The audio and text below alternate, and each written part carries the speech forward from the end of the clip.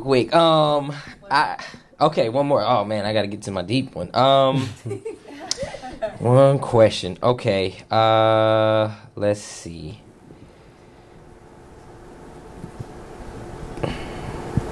When you're thinking about the impact that you want this book to have on people, first, give me the impact that you want it to have, and then after that, kind of contrast, I think, your last point of like, hey, what is it that you want?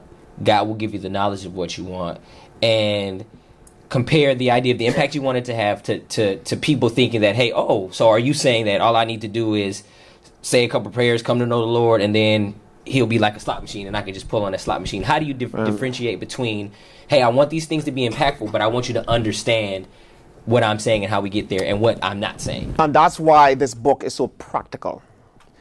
I became frustrated from years and years and years and years of these high-level principles that people tried, including myself. And I remember I would be that guy. Listen, the day I could write $1,000 check at church, please. I'm ready to walk down there with my $1,000 check, because I just knew as soon as I put that $1,000 check in the hand of the man of God, I would turn around and then my life would transform. That's what I thought, because that's what it told me. Right. Yeah. So I was like, this is my day. Even the mic was like, nah, bro. So I gave the $1,000 check, and I kind of walked out like, whoa. Had a glow about you? Yep. Okay. All right. I'm like, this is it. Woo! It's like, well, seed takes a little time to harvest. You know what I'm saying? Okay, that's what it was. Tomorrow, wake up the next day. A week. Come on, wait. You rush it. What was it? You can't rush God. What's wrong with you? A month. It's coming. I was trying to think about it. Remember, in due time. So I'm like, but due time's coming. He may not come when you want him. But he's right on time. A year later. Hey. He's coming. He's coming. And then I realized, Donnell Duncan, if you don't get up from where you are and do what Abraham did, the ram was in the thicket, stuck behind Abraham. Abraham had to find the ram. Abraham had to go get the ram. Abraham had to unstick it. And then Abraham had a ram to offer to God. He didn't blink and a ram was on the doggone altar. You see what I'm saying? And that's a missing part that we are not told.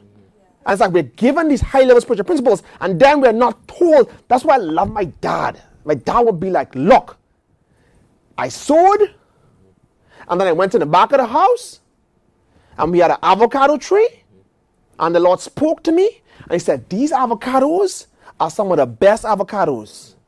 And he took himself a little rod, and he would pick hundreds of avocados and go down to the market and sell the avocados. You see what I'm saying? Yeah. And then it turned into money. And you know what he would do? And it's in the book. Mommy and daddy would go buy raw nuts from the grocery, bring it home. We would roast it. We would fry it. We got a little sealer for plastic bags, and we'd seal them, put them in bags. And daddy would take 100 to school and sell it to the kids. And that's $100 in gas money. See what I'm saying? You see, and he would tell you, the magic stuff is nonsense. And so many people continue with this magician Christianity, and all they're doing is frustrating themselves. They still broke.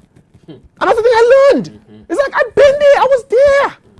I was watching all these people They were friends of mine, and they were people I saw in church and stuff. They were broke, and they were all broke. And I was meeting them. I thought they had money. They had no money. And they had nice suits, and they were talking a bit talking. They were broke. I just thought, hey, you broke too. You broke too. All of y'all broke. All y'all broke. For a decade. Some me right. You broke. All of y'all broke. They just broke. They're struggling. And they're giving, and they're doing all the right stuff. I'm like, we're missing something. Where is the practical information? And that's the thing. The ones who made it, they did something. They invested in real estate. They got an education and got a good job. They did something. And nobody's telling us to something.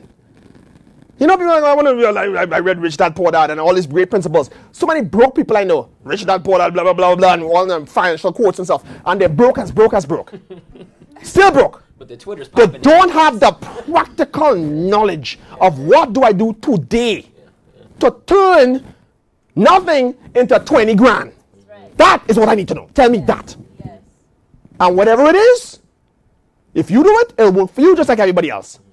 And it's the sowing that opens the door for God to give you supernatural knowledge, supernatural favor, to break open doors for you, and put you in different realms and areas, and put you in the right places with the right people.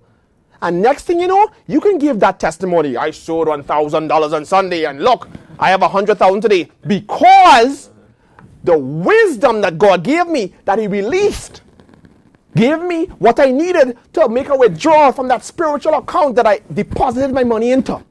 Because the money's there. Because God's word doesn't return to Him void. Right. So, you give, He's going to make sure you have it. Men shall give it to your bosom. He had to show you where to find the men, what to do to get them to give it to you. It's not magic. And I think it's the magic Christianity thing. At some point, you will outgrow it, and you realize this stuff does not work like that. There's a practical side.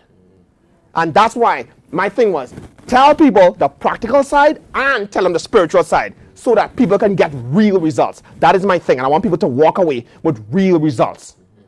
And we went through everything from entry level, if you just walked in, to investing, to the sowing part, a whole chapter on tithes. So you understand that. I didn't take that away and be like, oh no, all you got to do is just do this. No. You still, don't be silly. Don't be silly. I told you the story about me and that $3,000 car. Yeah. Don't be silly. Right. Like, don't play with God. You know what I'm saying? He'll hook you up, but you play with Him, He'll tear you up. Right. Go on. Hey, so the idea is get hooked up, not tore up. Come on. All right, cool. Well, definitely, sir. Give Donnell a round of applause, please, if you don't mind. Sir, that was very insightful. I appreciate your willingness to give away the tasty tidbits of the book and hook us just enough so that we go ahead and make this purchase, right? Get this in our life.